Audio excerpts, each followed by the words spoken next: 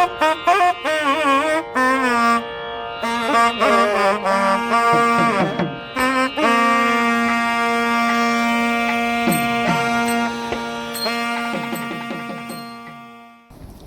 ಇಂದಿನ ಈ ಕಾರ್ಯಕ್ರಮವನ್ನು ಆರಂಭಿಸೋಣ. ಮೊದಲಿಗೆ ಪ್ರಾರ್ಥನೆ.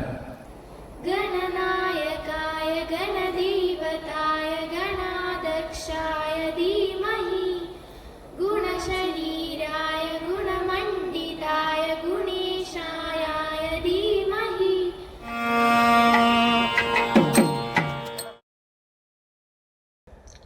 ಈ ಸಂದರ್ಭದಲ್ಲಿ ನಾವೆಲ್ಲರೂ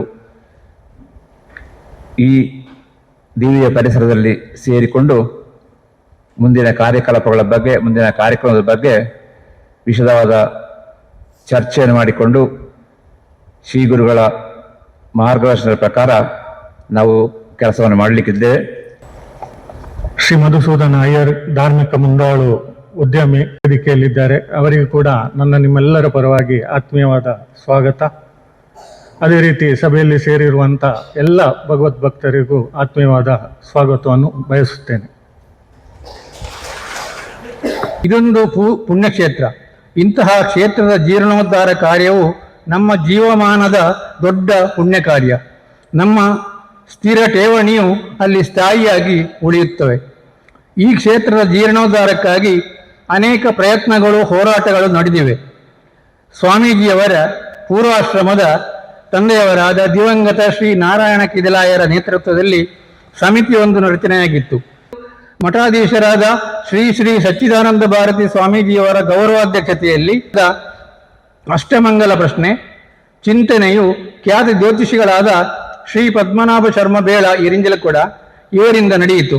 20/6/2022 ಅಘೋರ ಹೋಮ, ತೃಷ್ಟಪ್ ಹೋಮ, 10/7/2022 ತಿಲ ಹೋಮ, ತಾರೀಕು 9/9/2022 ಸಾಯುಜ್ಯ ಪೂಜೆ, ದ್ವಾದಶ ಮೂರ್ತಿ ಆರಾಧನೆ, ನಿಧಿಕುಂಭ ಸಮರ್ಪಣೆ.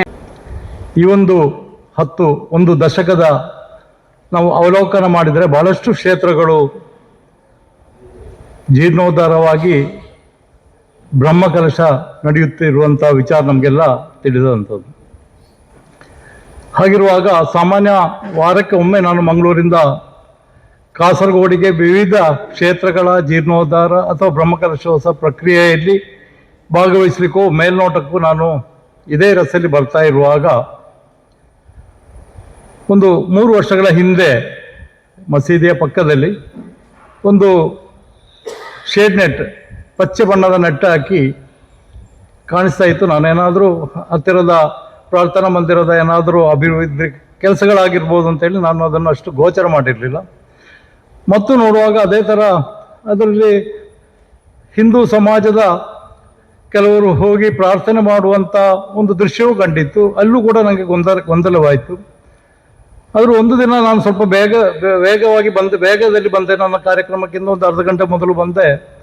ನಾನು ಆ ಪರಿಸರದಲ್ಲಿ ಗಾಡಿ ನಿಲ್ಲಿಸಿ ಮೆಲ್ಲೆ ಆ ಶೇಡ್ ನೆಟ್ಟನ್ನು, ನೆರಳಿನ ಆ ಪರದೆಯನ್ನು ಎತ್ತಿ ನೋಡಿದಾಗ ಅಲ್ಲಿ ಒಂದು ಪಾಣಿಪೀಠ ನನಗೆ ಗೋಚರಿಸಿತ್ತು.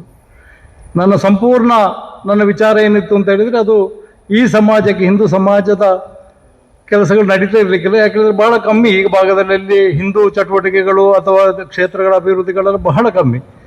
ಹಾಗಿರುವಾಗ ಆ ದಿನ ಆ ಪಾಣಿಪೀಠದ ಮೇಲೆ ಪುಷ್ಪಗಳು ಹಾಗೂ ಅಗರಬತ್ತಿಯ ಇದು ಕೂಡ ಪರಿಮಳ ಕೂಡ ಬರ್ತಾ ಇತ್ತು.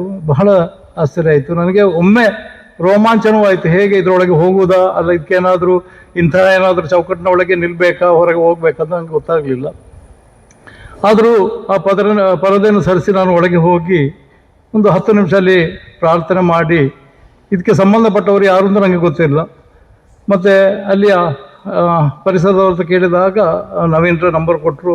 ಅವರು ನನಗೆ ಮೊದಲೇ ಪರಿಚಿತರು. ಹಾಗೆ ಅವರ ಹತ್ರ ವಿಷಯ ಹೇಳುವಾಗ ಈ ಥರ ನಮ್ಮ ಕ್ಷೇತ್ರ ಪುರಾತನ ಕ್ಷೇತ್ರ, ಭಾಳಷ್ಟು ಕುರುಹುಗಳು, ದೇವರ ಪ್ರತಿಮೆಗಳು ಇದೆಲ್ಲ ಇಲ್ಲಿ ಸಿಕ್ಕಿದೆ. ಸಿಕ್ಕುವ ಮೊದಲೇ ಅದು ಎಲ್ಲ ಸಮಾಜದಕ್ಕೂ ಅವರಿಗೂ ಸಮುದಾಯದವರಿಗೂ ಕೂಡ ಬೇರೆ ಬೇರೆ ರೀತಿಯಲ್ಲಿ ಇಲ್ಲಿ ಅನಾರೋಗ್ಯ ಅಥವಾ ಬೇರೆ ಬೇರೆ ವಿಭ್ರಾಂತಿಗಳು ಗೋಚರಿಸ್ತಾ ಇತ್ತು. ಆದರೆ ಅದನ್ನು ಯಾರೂ ಈಗಿನ ಆಧುನಿಕ ಯುಗದಲ್ಲಿ ಹಿಂದೂ ಸಮಾಜದ ಯಾವುದೇ ವಿಚಾರಗಳನ್ನು ಯಾರೂ ತಲೆಗೆತ್ತಿಕೊಳ್ಳದಂಥ ಈ ಸಂದರ್ಭದಲ್ಲಿ ಅದು ಅಲ್ಲಿಗೆ ಮರೆಮಾಚುತ್ತಾ ಹೋಗಿತ್ತು. ಅದರ ಹಿಂದೆ ಪೂರ್ವದಲ್ಲಿ ಬಹಳಷ್ಟು ಸಂಘರ್ಷಗಳು ನಡೆಯಿತು. ಬಹಳಷ್ಟು ಜನರು ಇದಕ್ಕೆ ಬೇಕಾಗಿ ಮುಂದೆ ಬಂದು ಹಿಂದೆ ನೋಡುವಾಗ ನಮ್ಮವರು ಯಾರು ಕಾಣಲಿಲ್ಲ. ಆದರೆ ಮುಂದೆ ಹೋದರು.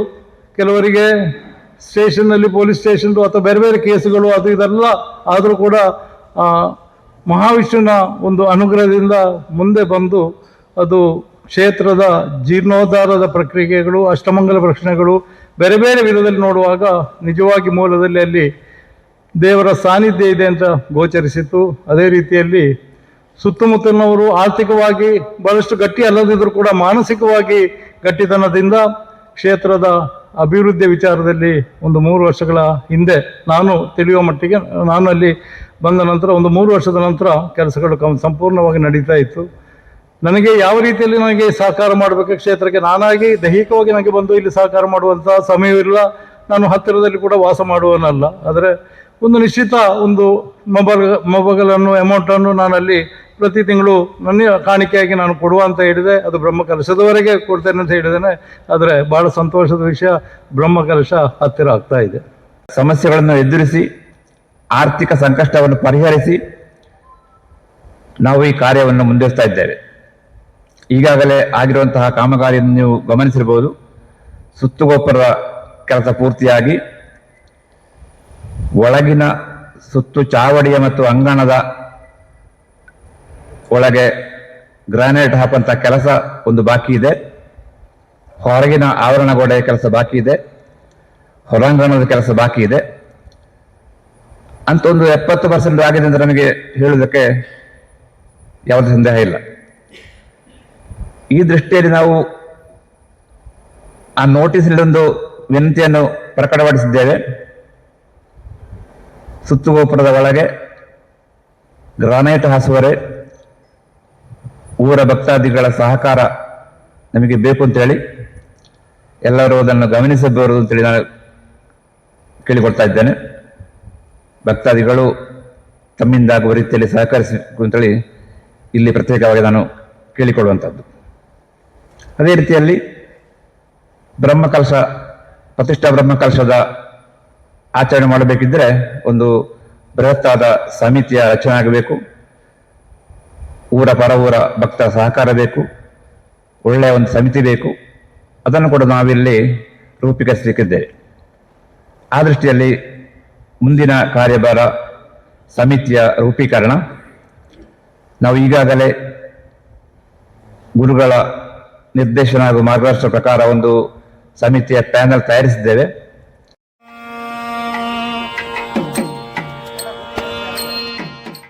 ಎಡನೀರು ಶ್ರೀ ಮೋಪಾಲ ಮಹಾವಿಷ್ಣು ದೇವಸ್ಥಾನ ಇದರ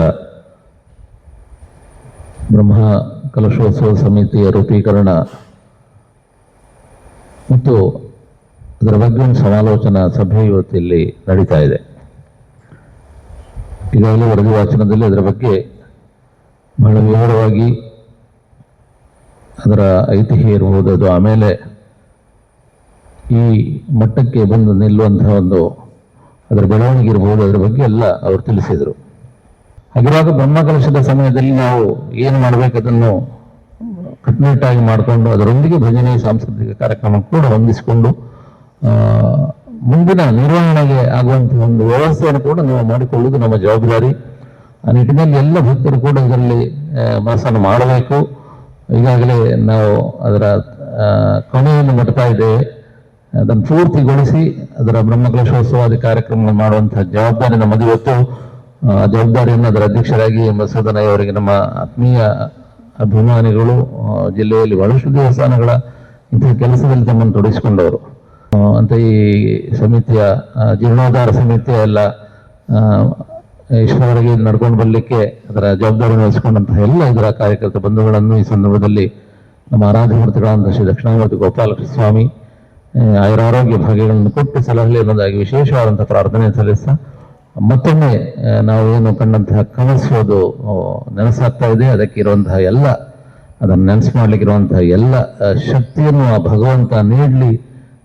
ಈ ಕಾರ್ಯಕ್ರಮಗಳೆಲ್ಲವೂ ನಿರಾತಂಕವಾಗಿ ನಿರ್ವಿಘ್ನವಾಗಿ ಅದು ನೆರವೇರಲಿ ಅನ್ನೋದಾಗಿ ಮತ್ತೊಮ್ಮೆ ಈ ಹೊತ್ತಿನಲ್ಲಿ ಶ್ರೀದೇವರಲ್ಲಿ ಪ್ರಾರ್ಥಿಸ್ತಾ ಮಾತಿನ